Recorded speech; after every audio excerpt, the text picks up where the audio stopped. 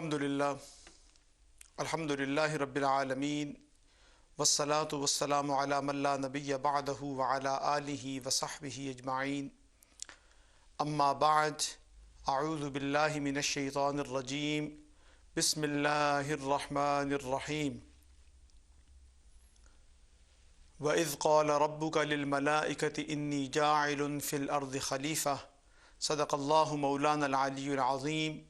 إن الله وملائكته يصلون على النبي يا أيها الذين آمنوا صلوا عليه وسلموا تسليما. اللهم صل وسلم دائما أبدا على حبيبك خير الخلق كلهم صلاة وسلاما عليك يا سيدي يا رسول الله. Dear brothers and sisters, viewers and listeners, Assalamu alaikum wa rahmatullahi wa barakatuh. We are studying Qissa, or the story of Hazrat Adam alayhi salam, and the lessons that can be learned from this story, and how can we improve our nature, ourselves, our personalities through the guidance which had been given by Allah subhanahu wa ta'ala in this story which had been described in the Holy Quran. And we understood Islamic concept of nature as well, that human nature, human has ability and capability to act as vicegerent or the representative or Khalifa of Allah subhanahu wa ta'ala on the earth. And this is Allah subhanahu wa ta'ala expectations, that we are representing Him on the earth. We are makhluk, of course, we are creation of Allah subhanahu wa ta'ala. We have been created by Allah subhanahu wa ta'ala in the best mold, in the best form. Then we studied that Allah subhanahu wa ta'ala advised even the first human being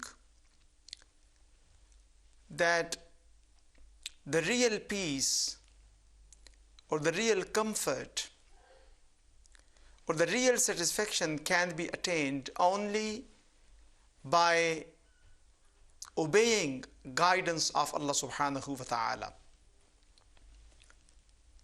If we obey Allah subhanahu wa ta'ala, then we can satisfy ourselves, we can enlighten our inner selves, and real peace can be attained.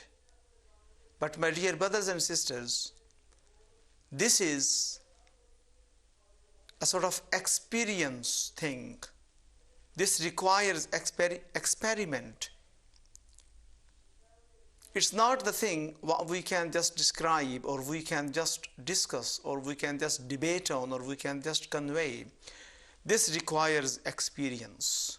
Allah subhanahu wa ta'ala said to Hazrat Adam alayhi salam, and this guidance still is in the Quran, إِمَّا يَأْتِيَنَّكُم مِّنِّي هُدًى فَمَن تَبِعَ هُدَايَ فَلَا خَوْفٌ عَلَيْهِمْ وَلَا هُمْ يَحْزَنُونَ. Whenever you receive our guidance, whosoever follows my guidance, he or she will be able to attain real peace. There will be no fear in their lives, and there will be no regret, or there will be no grief. So this is a sort of experience. This required experimentation. This required tajriba, or we have to involve ourselves in this in order to taste the peace, or in order to experience the real comfort and peace which is coming, which is result of obedience of Allah subhanahu wa ta'ala. Then Allah subhanahu wa ta'ala mentioned in the Quran that There is a process of growth according to the Quran.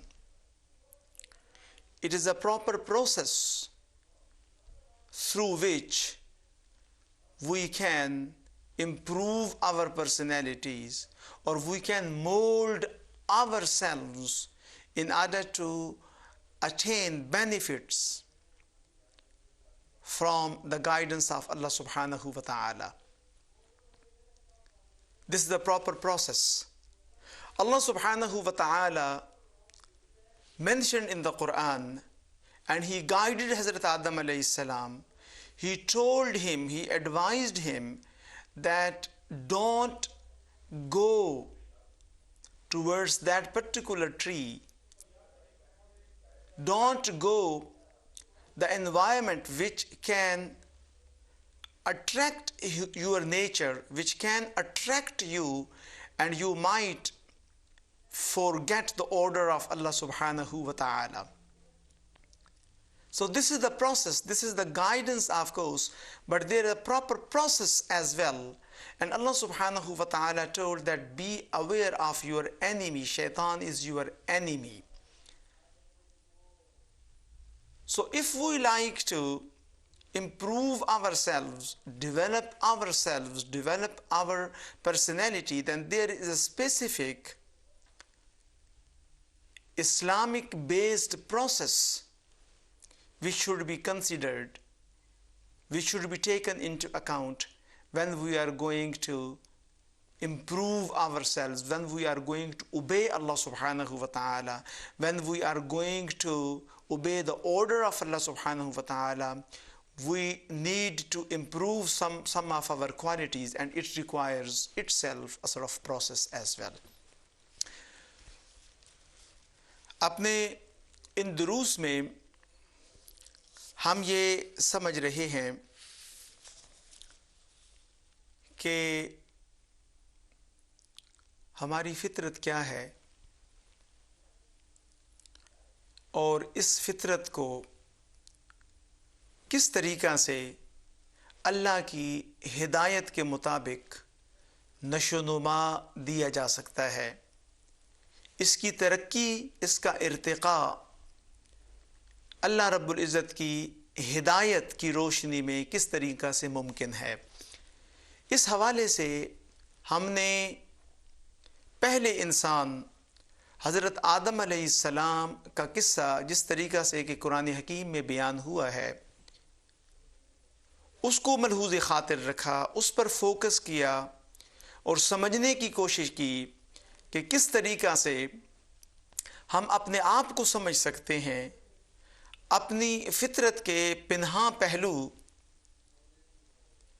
جن سے ہم بعض اوقات صرف نظر کر جاتے ہیں، ان کا ادراک کس طریقہ سے حاصل کیا جا سکتا ہے، اور ان پہلوؤں کو کس طرح ہم نشو و نما دے سکتے ہیں قرآنی ہدایت کے مطابق۔ تو سب سے پہلی بات جو ہم نے سمجھی ہے اپنے پچھلے دروس میں وہ یہ تھی کہ ہم اللہ کی مخلوق ہیں، ہمارا خالق، ہمارا رازق اللہ ہے، ہم اس کی مخلوق ہیں، اور اس کی نظر میں ہم اس کی بہترین مخلوق ہیں، اور ہم اس کی بہترین مخلوق ہونے کی وجہ سے اس کی خلافت کا منصب جو ہے اس کے حامل بھی ہیں۔ اس نے ہمیں اس قابل سمجھا ہے، اس مالک شہنشاہ نے، اس مالک کائنات نے ہمیں اس قابل سمجھا ہے کہ اس نے منصب نیابت ہمارے سپرد کیا ہے۔ بہت ساری توقعات ہمارے ساتھ وابستہ ہیں، بہت سارے تقاضے ہیں جو کہ اس منصب نیابت کے ساتھ جڑے ہوئے ہیں، جن کو ہم نے پورا کرنا ہے۔ تو ہم خلیفۃ اللہ ہیں، ہم اللہ کے نائبین ہیں، ہم اللہ کے مقربین ہیں۔ ہماری فطرت کے اندر جو عظمت پوشیدہ مالک کائنات نے رکھی ہیں، ان کو اگر ہم ارتقاء دے سکیں، ان کو اگر ہم نشو و نما دے سکیں، ان کو اگر ہم جلا بخش سکیں، تو ہم اللہ کی ریپریزنٹیشن کر سکتے ہیں، ہم اللہ کی نمائندگی کر سکتے ہیں زمین کے اوپر۔ دوسری جو حقیقت اس قصے کے ذریعے سے ہم نے سمجھی ہے، یہ واقعہ جو کہ پہلے انسان کا اللہ نے بیان کیا ہے، حضرت آدم علیہ السلام کا، دوسری جو حقیقت ہم نے سمجھی ہے وہ یہ ہے کہ ہماری فطرت کا حقیقی سکون، ہمارے باطن کا حقیقی سکون اللہ رب العزت کی اتباع سے وابستہ ہے۔ حقیقی سکون اگر ہم چاہتے ہیں اور خوف اور اندیشوں سے اگر ہم نجات چاہتے ہیں، تو اس کا جو طریقہ ہے باطنی سکون کا اور حقیقی سکون کا، اللہ رب العزت نے پہلے انسان کو یہ نسخہ عطا فرمایا، اور قرآن حکیم کے اندر اس کو بڑی وضاحت کے ساتھ حضرت آدم علیہ السلام کے قصے کے اندر بیان کیا کہ ہماری فطرت کا، انسانی فطرت کا حقیقی سکون جو ہے اللہ رب العزت کے سامنے سر تسلیم خم کرنے میں ہے، اللہ کی ہدایت پر عمل پیرا ہونے میں ہے، اللہ کے حکم کے سامنے سر تسلیم خم کرنے میں ہے۔ اس سے تمام خوف اور تمام غم جو ہیں ان سے انسانی فطرت چھٹکارا حاصل کر سکتی ہے۔ اللہ رب العزت نے بڑے واضح انداز سے حضرت آدم علیہ السلام کو مخاطب کر کے فرمایا کہ جب کبھی بھی میری طرف سے ہدایت آئے گی زمین پر، تو جو شخص بھی اس ہدایت کی پیروی کرے گا صرف وہی ہوگا جس کو خوف سے نجات ملے گی، جس کو غموں سے نجات ملے گی، اور حقیقی سکون، اس کی فطرت حقیقی سکون سے آشنا ہوگی اور بہرہ مند ہوگی۔ وہ یہ ہے کہ اللہ رب العزت کے احکامات اور اس کی ہدایت جو ہے اس کی اتباع، اللہ کی ہدایت کی اتباع سے انسان کو من کا سکون ملتا ہے، باطن کا سکون ملتا ہے، اور حقیقی آسائش نصیب ہوتی ہے، جس سے صحیح معنوں میں انسانی فطرت تسکین پذیر ہوتی ہے۔ تیسری جو حقیقت ہے وہ یہ ہے کہ اس واقعہ سے، جس طریقہ سے کہ قرآن حکیم میں بیان ہوا ہے، تیسری جو اہم خصوصیت اور تیسرا جو اہم نقطہ ملحوظ خاطر ہم نے رکھنا ہے اور جو ہم نے سیکھا ہے وہ یہ ہے کہ انسان کی فطرت اللہ کی ہدایت کی طرف کس طریقہ سے مائل ہوتی ہے، اس کو اللہ کی ہدایت کی طرف مائل کرنے کا اللہ رب العزت نے سلیقہ بھی بیان کیا ہے، منہاج بھی بیان کیا ہے، میتھڈ بھی بیان کیا ہے، پروسیس بھی بیان کیا ہے، اس کا ضابطہ بھی بیان فرمایا ہے، اور اس کا طریقہ جو ہے اس کو بھی وضاحت کے ساتھ بیان کیا ہے کہ کس طریقہ سے ہم اپنی فطرت جو ہے اس کو اللہ رب العزت کی ہدایت کی طرف راغب کر سکتے ہیں۔ وہ پروسیس کیا ہے، وہ پروسیس کیا ہے، اس کو بھی اللہ رب العزت نے ذکر کیا ہے، اور ہم اپنے ان دروس کے اندر کوشش کریں گے، اپنے اس درس میں اور اگلے دروس کے اندر بھی ہم یہ کوشش کریں گے کہ انسانی فطرت کی نشو و نما کا جو پروسیس اللہ رب العزت نے بیان فرمایا ہے قرآن حکیم میں حضرت آدم علیہ السلام کے واقعہ کے اندر، اس کو ہم سمجھنے کی کوشش کریں۔ So let's try to understand what is that process. What is that process? If we like to improve ourselves in line with Islamic guidance, so what is the methodology? What is the process of improvement as it is described in the Quran, in the Holy Quran? And how can we derive this process through the story of Hazrat Adam alayhi salatu wa taslim? My master, Dr. Burhan Ahmad Farooqi rahmatullah alayh, he analyzed this story and he wrote that the process of improvement, the personal improvement, personal development as it is described in the Quran, or the process of human improvement, basically embedded in one principle, and this principle is the principle of resistance. The principle of resistance. What does it mean? We will try to understand this. The principle of resistance is that there must be resistance when we like to obey the order of Allah subhanahu wa ta'ala. There must be resistance on the way. There must be resistance on the way. And if we resist that resistance for the sake of Allah subhanahu wa ta'ala, then we can improve ourselves. If there is resistance but we don't resist against that resistance, then we cannot improve ourselves. We cannot mold our nature. We cannot prepare ourselves to obey the order of Allah subhanahu wa ta'ala. تو وہ method کیا ہے، وہ منہاج کیا ہے، وہ طریقہ کیا ہے کہ جس طریقے پر ہم عمل کریں اور ہماری فطرت اللہ رب العزت کی رضا کے مطابق ہو جائے. وہ طریقہ کیا ہے، وہ اصول کیا ہے کہ جس کو پیش نظر رکھا جائے گا اللہ رب العزت کے احکامات کی پیروی کرنے کے لیے. وہ کیا اصول ہے کہ جس کی روشنی میں ہم اپنے آپ کو تیار کر سکیں گے اللہ رب العزت کی اتباع کے لیے. وہ اصول کیا ہے؟ ہم اپنی ترقی چاہتے ہیں، ہم اپنی نشو و نما چاہتے ہیں، تو وہ کون سا قرآنی اصول ہے جس کو اللہ رب العزت نے بیان کیا ہے کہ اس اصول کو نظروں سے اوجھل نہیں ہونا چاہیے؟ تو وہ اصول ہے اصول مزاحمت. میں نے عرض کیا کہ میرے استاذ محترم ڈاکٹر برہان احمد فاروقی رحمۃ اللہ علیہ، آپ نے اس پورے قرآن حکیم اور بالخصوص حضرت آدم علیہ السلام کا جو قصہ جس طریقہ سے بیان ہوا ہے اس کو ملحوظ خاطر رکھ کے ایک اصول ڈرائیوڈ کیا ہے، ایک اصول مستنبط کیا ہے انسانی فطرت کی نشو و نما کے حوالے سے. اور وہ اصول کیا ہے؟ وہ ہے اصول مزاحمت. اصول مزاحمت یہ ہے کہ جب بندہ اللہ رب العزت کی رضا کے مطابق اپنے آپ کو ڈھالنے کی کوشش کرتا ہے تو اس کی راہ کے اندر لازماً رکاوٹ ہوگی. اس کو مزاحمت کا سامنا کرنا پڑے گا، اس کو رکاوٹوں کا، اپوزیشنز کا سامنا کرنا پڑے گا.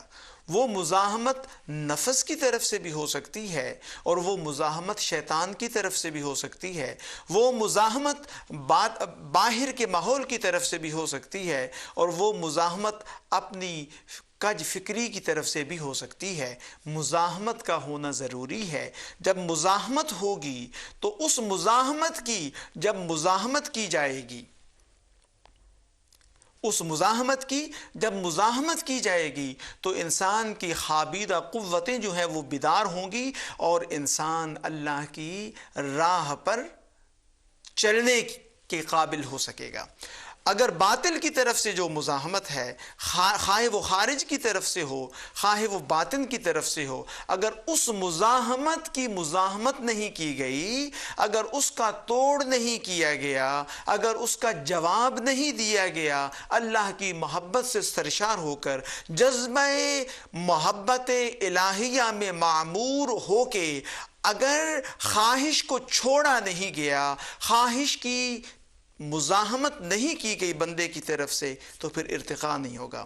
جیسے اقبال نے کہا تھا، تندی یہ باد مخالف سے نہ گھبرا اے عقاب، یہ تو چلتی ہے تجھے اونچا اڑانے کے لیے. تو مزاحمتوں کا ہونا، مخالفتوں کا ہونا، یہ تو انسان کی تعمیر شخصیت کی شرط ہے، اس کا ہونا ضروری ہے.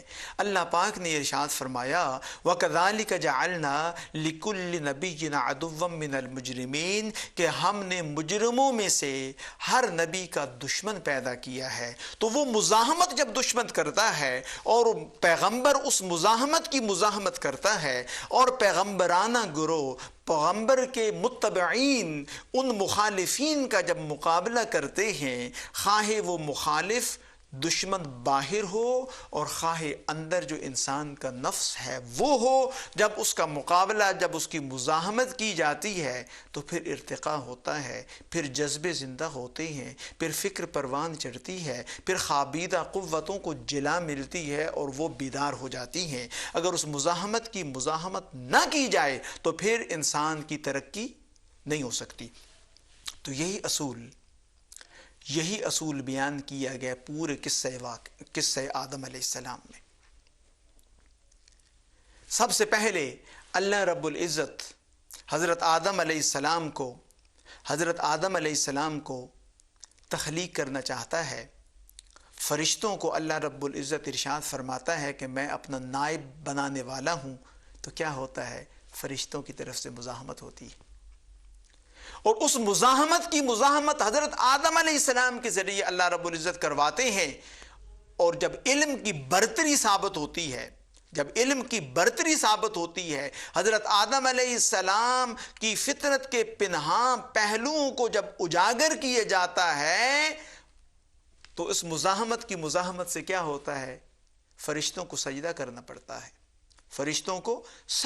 پڑتا ہے۔ یہ پورا واقعہ جو ہے، پھر شیطان کی طرف سے جو مزاحمت ہوتی ہے، اور پھر حضرت آدم علیہ السلام کا جو توبہ کا ایک جذبہ ہے، اس حوالے سے جو مزاحمت ہوتی ہے، تو یہ پورے کا پورا اصول جو ہے قصہ آدم علیہ السلام کے اندر بیان کیا گیا ہے کہ اگر شخصیت کی نشو و نما ہم چاہتے ہیں تو پھر مزاحمت کرنا ہوگی۔ یہ اصول ہے، اصول مزاحمت۔ انشاءاللہ العزیز ہم اپنے جو اگلے لیکچر ہے، ہمارا اگلا جو سیشن ہے، اس کے اندر اس اصول کی مزید وضاحت کریں گے اور دیکھیں گے کہ کس طریقہ سے اس اصول کو عملاً ہم نافذ کر سکتے ہیں اپنی شخصیت کے ارتقاء کے لیے۔ اللہ رب العزت کی بارگاہ میں دعا ہے کہ ہمیں وہ قوتیں عطا فرمائے، ہمیں وہ حوصلہ عطا فرمائے کہ اس اصول مزاحمت کو ہر وقت اپنی نظروں میں رکھیں اور اس کو اپنی زندگی میں جاری و ساری کریں اللہ کی رضا کو حاصل کرنے کے لیے۔ آمین۔ وآخر دعوانا ان الحمد للہ رب العالمین۔ السلام علیکم ورحمۃ اللہ وبرکاتہ۔